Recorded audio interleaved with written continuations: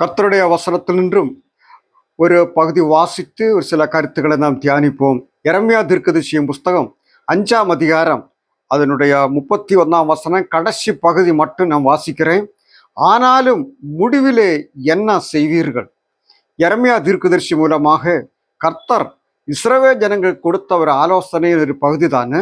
நிறைய கருத்துக்கள் எல்லாம் சொல்லி அவர்களை ஞாபகப்படுத்ததுக்கு அப்புறம் மனம் கடினப்பட்டு விலகி போன மக்களை பார்த்து ஆண்டவர் கேட்கிற கேள்விதானே, முடிவிலே நீங்கள் என்ன செய்வீர்கள்? பிரியமான இஸ்ரவேல் மக்களுக்கு கர்த்தர் செய்யாத நன்மைகள் ஒன்றுமே இல்லை. பழைய ஏற்பாட்டு நாம் வாசிக்கின்ற வேளை அவர்களை தேவன் விசேஷமான நிலைமையை தெரிஞ்செடுத்து அவர்களுக்காக நிறைய காரியங்கள் செய்து அவர்களை வழி நடத்தி வந்ததாக பார்க்க முடியும். எகிப்தின் அடிமத்தனத்தில் சிக்கி கிடந்த அவர்களை ஆண்டவர் மோசையை அனுப்பி அந்த அடிமத்தனத்திலிருந்து மீட்டு 10 பாதை எகிப்தில் அனுப்பி சிவந்த சுதந்திரத்தை 2ஆக பிரித்து வெட்டான் தரையிலூட மறுகர கடக்க செய்து அவர்களை நடத்தி கொண்டு வந்த வழிகளை பற்றி நாம் பழைய ஏற்பாட்டை வாசிக்கிறோம். அது மட்டுமல்ல, வனாந்தரத்தில் நடந்து வந்த நாட்களில் அவங்க செருப்பு கிழியாமலும் சட்டை பழகாமலும் பாதுகாத்து மன்னா கொடுத்து கண்மலை பிழுந்து தண்ணீரை கொடுத்து கொளிவாய் சர்ப்பம் தேழு எல்லாம் விடுதலை கொடுத்து அவர்களை பத்திரமாக பாதுகாத்து அவர் சொன்ன அந்த பாலும் தேனும் ஓடுகிற அந்த கானான் நாட்டில் கொண்டு வந்து குடியிருத்தினார். அவங்க கேட்ட காரியங்கள் எல்லாம் கர்த்தர் கொடுத்தார். ராஜாவை கேட்டார், கர்த்தர் ராஜாவை கொடுத்தார். மற்ற கேட்ட ஆசீர்வாதங்கள் எல்லாவற்றையும் கர்த்தர் கொடுத்தார். ஆனா அந்த ஜனங்கள் மறுபடியுமாக கர்த்தரை விட்டு விலகி அவர் செய்யக்கூடாது, என்னை தவிர இன்னொரு தேவன் உங்களுக்கு இருக்கக்கூடாது, ஒரு விக்கிரகத்தை செய்து கும்பிடக்கூடாதே சொல்லி கட்டளை கொடுத்ததானு அதை மீறி மற்ற விக்கிரகங்களை செய்து கும்பிட்டு கடவுளோட வழி விட்டு விலகி போனார். நிறைய தீர்க்கதரிசிகளை அனுப்பி எச்சரிக்கை கொடுத்தார். ஆனா மறுபடியும் அவர் விலகி போய்கொண்டே இருந்தார்கள். ஒரு சில டைமில் மற்ற அருகாமைந்த ராஜ்யங்கள் அவங்களை கீழ்ப்படுத்துவதற்காக விட்டு கொடுத்தார். அந்த தண்டனையோட எல்லாம் கடத்தி விட்டார். ஆனாலும் இரக்கம் காட்டு திருப்பி கொண்டு வந்தார். இப்படி எல்லாம் செய்தும் கடினப்பட்டு கடவுளுக்கு விரோதமான பாவத்தில் ஈடுபட்டு விலகி போன மக்களை பார்த்து கர்த்தர் கேட்கிற கேள்விதானு, நீ இப்படியே போனால் முடிவில் நீ என்ன செய்வீர்? எப்படி உன்னால தப்பிக்க முடியும்? எரேமியா தீர்க்கதரிசி மூலமாக நிறைய காரியங்கள் கர்த்தர் ஞாபகப்படுத்துறார். அவர் 2ஆம் அதிகாரத்தில் வாசிக்கிறோம், என்னிடத்தில் என்ன அநியாயத்தை நீங்க கண்டீர்கள் சொல்லி ஒரு கேள்வி கேட்கிறார். நான் உங்களுக்கு எவ்வளோ நன்மை செய்தீர், ஏதாவது ஒரு அநியாயத்தை உங்களால் காட்ட முடியுமா? ஒண்ணுமே காட்ட முடியல. அந்த அளவுக்கு நன்மை மட்டும்தான் செய்தார். ஆனாலும் அந்த மக்கள் கர்த்தர வழிகளை விட்டு விலகி போய்கொண்டே இருந்தார். இங்க நான் வாசிச்ச 5ஆம் அதிகாரத்தினுடைய 30ஆம் வசனத்தில் இப்படி வாசிக்கிறோம், திகைத்து திடுக்கிடத்தக்க காரியம் தேசத்திலே நடந்து வருகிறது. தீர்க்கதரிசிகள் கள்ள தீர்க்கதரிசனம் சொல்லுகிறார்கள், ஆசாரியர்கள் அவர்கள் மூலமாக ஆளுகிறார்கள். இப்படி இருந்தும் என் ஜனத்துக்கு பிரியமாயிருக்கிறது, சமாதானம் இல்லாதிருந்தும் சமாதானம் என்று சொல்லி என் ஜனத்தின் காயங்களை மேற்பூச்சாக குணமாக்குறார்கள். இப்படி கர்த்தரோட வழிகள் எல்லாம் விட்டு விலகி தேசத்துல பயங்கரமான காரியங்கள் எல்லாம் நடந்தும் அதொன்னும் ஒரு பொருட்டா எடுக்காமலு கொஞ்சம் போல பயம் இல்லாமலு மறுபடியுமாக விலகி போய்கொண்டே இருக்கிறதாக பார்த்து கடவுள் சொல்ல வார்த்தை தானு, இப்படி போனால் பயங்கரமான நியாயத்தீர்ப்பு வரப்போகுது. அந்த நியாயத்தீர்ப்பின் டைம்ல நீங்கள் எப்படி தப்பிக்க முடியும்? முடிவிலே நீங்கள் என்ன செய்வீர்கள் சொல்லி ஒரு கேள்வி இங்க கேட்டிருக்கதை பார்க்க முடியும். ஆம் பிரியமானவர்களே, இந்த வேத வசனத்தை இன்னைக்கு இருக்கிற நம்ம வாழ்க்கையோடு ஒப்பிட்டு நாம் சற்று பார்ப்போம். கர்த்தர் நம்மோடும் கேட்கிறார், முடிவிலே நீங்கள் என்ன செய்வீர்கள்? ஏனென்றாலும் ஆண்டவர் நமக்கு ஒரு பெரிய ரட்சிப்பை ஆயத்தப்படுத்தி தந்தார். நாமெல்லாம் பாவத்தில் பிறந்தவர்கள். வேதத்தில் வாசிக்கிறோம், எல்லாரும் பாவம் செய்து ஏகமாய் கெட்டு போனார்கள், நன்மை செய்கிறவன் ஒருவனாகலும் இல்லை, பாவம் செய்கிற ஆத்மா சாகவே சாகுன்னு வாசிக்கிறோம். பாவத்தின் சம்பளம் மரணம், நிரந்தரமாக கடவுளை விட்டு விலகி போகிறதான ஒரு அனுபவம். அதிலிருந்து நம்மை ரட்சிப்பதற்காக தேவன் நம்மேல் இரக்கம் கொண்டு தம்முடைய ஒரே பேரான குமாரனை இந்த பூமிக்கு அனுப்பினார். ஒரு தீர்க்கதரிசி அனுப்பி அல்ல, மற்ற ஏதாவது வழிகளோட அல்ல. பாவம் செய்கிற ஆத்மா சாக வேண்டும், அந்த பாவத்துக்கு தண்டனை இருக்குது, அந்த நீதி நிறைவேற்ற வேண்டும். ஆனா அன்பால் நம்மை தண்டிக்கிறதுக்கு விருப்பம் இல்லை. ஆனா தான் தேவன் தம்முடைய குமாரனை அனுப்பி பாவம் செய்த நமக்கு கிடைக்க வேண்டிய தண்டனை அத்தனையும் தன்னுடைய குமாரன் மேல் செலுத்தி அவர் மூலமாக நம்முடைய பாவங்களுக்கு பரிகாரம் செய்து நமக்கு ஒரு ரட்சிப்பின் வழி ஆயத்தப்படுத்தினார். இன்னைக்கு வேதத்தில் வாசிக்கிறோம், இயேசு கிறிஸ்துவின் ரத்தம் சகல பாவங்களை நீக்கி நம்மை சுத்தப்படுத்துறது. நம்ம பாவங்களை அறிக்கிட்டா எல்லா பாவத்தையும் மன்னித்து நம்மை ரட்சிப்பதற்கு அவர் உண்மையின் நீதியும் உள்ளவராயிருக்கிறார். இந்த ஆண்டவர் சிலுவையில் பாடுபட்டு ரட்சிப்பை ஆயத்தப்படுத்தி அவர் நமக்கு அதை இலவசமாய் தந்திருக்கிறார். விசுவசித்து நம்பி பெற்றுக்கொள்ளுங்கள் சொல்லி ஏழைக்கும் பணக்காரர்களுக்கும் படிப்பறிவு உள்ளவனுக்கும் அத்தனை பேருக்கு ஒரே வழி.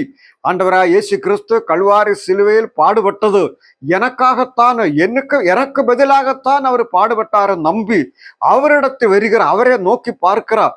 அத்தனை பேருக்கும் மன்னிப்பையும் விடுதலையும் ஆண்டவராய் இயேசு கிறிஸ்து இலவசமாய் கொடுக்கிறார். அதை முற்றுமாக மன்னிக்கிறார், மறந்து விடுகிறார். எபிரேயர் 10 வாசிக்கிறோம், உங்க பாவங்களை நினைக்க மாட்டேன் என்று முற்றுமாக மன்னித்து அறியாய்மையுள்ள காலங்களை எண்ணாதவரே போல இருந்து ரட்சிக்கிறார். அப்போஸ்தலர் 17 வாசிக்கிறோம், எல்லாவற்றையும் மன்னித்து ரட்சிக்க அவர் ஆயத்தத்தோடு காத்திருக்கிறார்.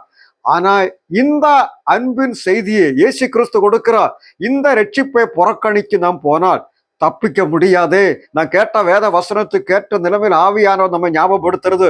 அப்படி போனால் முடிவிலே நீர் என்ன செய்வி, உன்னாலே தப்பிக்க முடியாது.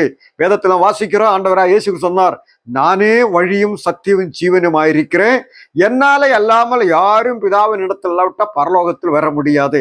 அப்போஸ்தலர் ஞாபகப்படுத்தினார்கள், வானத்தின் கீழே மனிதர்களுக்கிடையில் நான் ரட்சிக்கப்படுவதற்கு இயேசு கிறிஸ்துவின் நாமம் அல்லாமல் இன்னொரு நாமம் கொடுக்கப்படவில்லை, வேறொரு வழி இல்லை. இயேசு கிறிஸ்துவை நம்பி அவர் மேல விசுவாசம் வைத்து அவர் எனக்காக சிலுவை மரித்தார் என்னுள்ள நம்பிக்கையோட அவரே நோக்கி பார்க்கிற அனைவருடையும் பாவம் மன்னிப்பதற்கு தேவன் ஆயத்தத்தோடு காத்திருக்கிறார். ஆனால் அதை புறக்கணித்து அப்புறம் பார்ப்போம் அந்த எண்ணத்தோடு கூட நீங்க வாழுமானால் இன்னொரு வாய்ப்பு கிடைக்கிறதுக்கான சான்ஸ் இல்லை. ஏனென்றால் உண்மையில் கர்த்தரோட வருகை நடந்தார். அவர் சொன்னார், நான் சீக்கிரத்தில் வருவேன் என்று. ஆனா ஒருவரையும் கெட்டு போகாமல் மனம் திரும்ப வேண்டும் எண்ணத்தோடு கூட நீடிய பொறுமையோடு காத்திருக்கிறார். அருமை சகோதரனே, உண்மையிலுள்ள அன்பினாலு பாசத்தினாலு அவர் இன்னும் வராமல் பொறுமை காக்கிறாரு. இன்னொரு காரியம், ஒருவேளை எதிர்பாராத டைமில் உன்னோட மரணம் நடந்தேறலாம். மரணத்துக்கு பிற்பாடு வேற யாருக்கும் நம்ம உயிரை காப்பாற்ற முடியாது.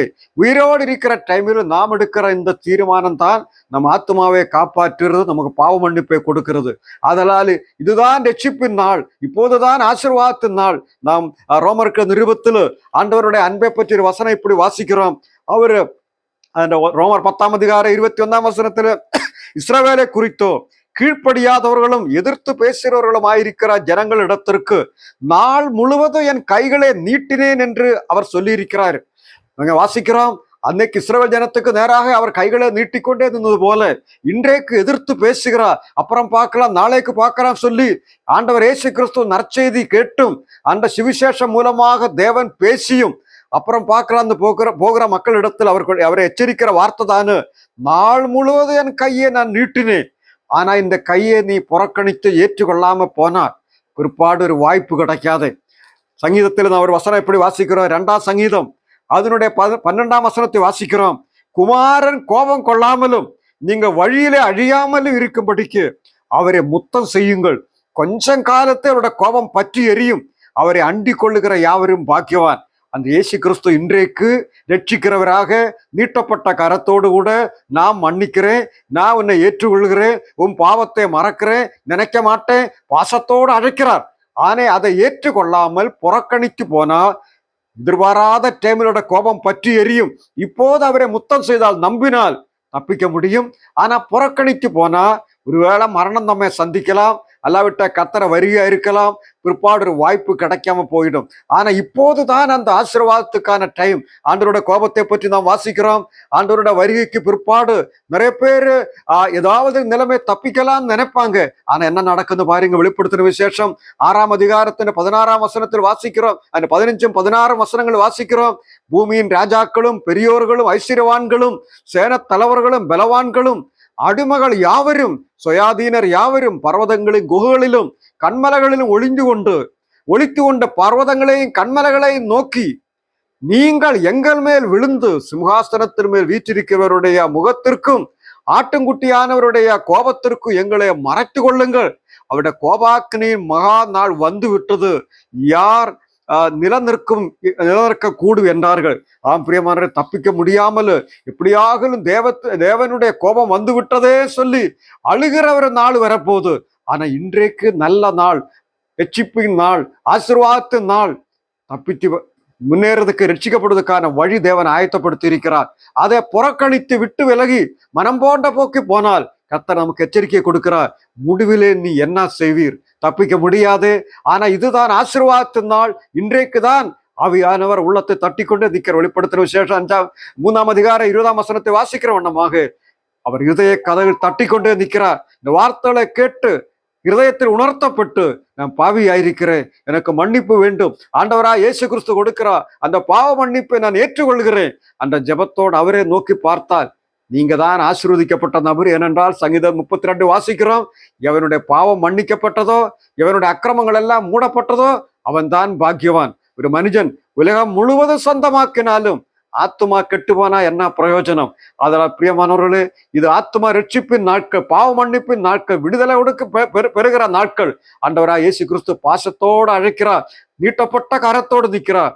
யாராவது நமக்கு கரம் கொடுக்கிறதுக்காக வருகிற டைம், அந்த கரத்தை பார்த்தும் பார்க்காம போனாலும் அவரை நாம் அவமானிக்கிற ஒரு நிலைமைக்கு அது அடையாளமாயிருக்க நிலைமையில் ஆண்டவராய் இயேசு கிறிஸ்து நமக்கு நேராக நீட்டப்பட்ட கரத்தோடு நான் ரட்சிக்கிறேன், என் கரங்களை பற்றி கொள்ள சொல்லி கரத்தோடு கூட நிற்கிற இந்த வேளை, ஆண்டவரே நான் வருகிறேன், உங்களுடைய ரட்சிப்பு எனக்கு வேண்டும், அந்த ஜபத்தோடு நீங்க வருமானால் நீங்கள் ஆசீர்வதிக்கப்பட்டவங்க, பாவம் மன்னிக்கப்படும், பரலோக குடிமகனாக மாற முடியும், ஆண்டோட வருகையில கூட போக முடியும். அல்லாதுக்கு முன்னே மரணம் சந்திக்குமானால் அவரிடத்தை போய் இழப்பாற முடியும்.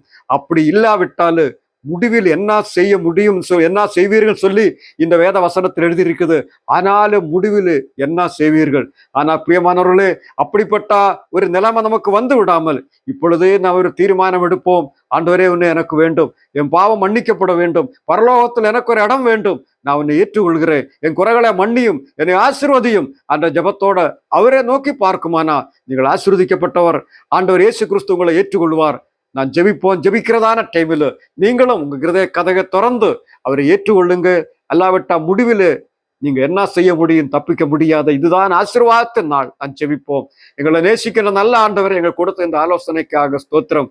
எரேமியா தீர்க்கதரிசி மூலமாக அந்த ஜனங்கள் கொடுத்த எச்சரிப்பின் செய்தி. ஆனாலும் முடிவிலே நீங்கள் என்ன செய்வீர்கள்? தப்பிக்க முடியாத பயங்கரமான நியாயத்தீர்ப்பு வருகிறது, மனம் திரும்புங்க சொல்லி அங்கு எச்சரிக்கை கொடுத்ததாக நாங்கள் கேட்டோம்.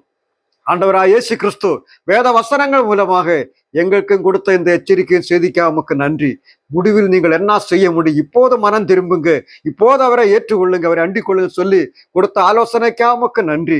நாள் முழுவதும் எங்களுக்கு நேராக நீட்டப்பட்ட கரத்தோடு நிற்கிற ஆண்டவருடைய அந்த அன்பின் கரங்களை, சிலுவையில் எங்களுக்காக காயப்பட்ட அந்த கரங்களை நாங்கள் பற்றி கொள்ளும்படி உதவி செய்ய வேண்டுமா செபிக்கிறோம். இவ்வளவு நாள் இந்த செய்தி கேட்டும் ஆண்டவரை மனம் திரும்பாமல் இருக்கிற யாராவது இருந்தால், ஆண்டவரை உங்களோட வார்த்தைகளை கேட்டு மனம் திரும்பி உண்மை அண்டிக் கொள்ளும்படி, உண்மை ஏற்றுக்கொள்ளும்படி அவருக்கு உதவி செய்ய வேண்டுமா செபிக்கிறோம். ஆண்டவரை உங்களோட வருகை நெருங்கி இருக்க நாட்களில் மனம் திரும்பி இயேசு கிறிஸ்துவை கடவுளாக நம்பி ரட்சிப்பின் அனுபவத்தை பெற்று முன்னேறி வர அனைவருக்கு உதவி செய்ய வேண்டுமா செபிக்கிறோம். ஆண்டவர் இயேசு கிறிஸ்துவின் நாமத்தில் வேண்டிக் கொள்ளுகிறோம் நல்ல பிதாவே, ஆமீன்.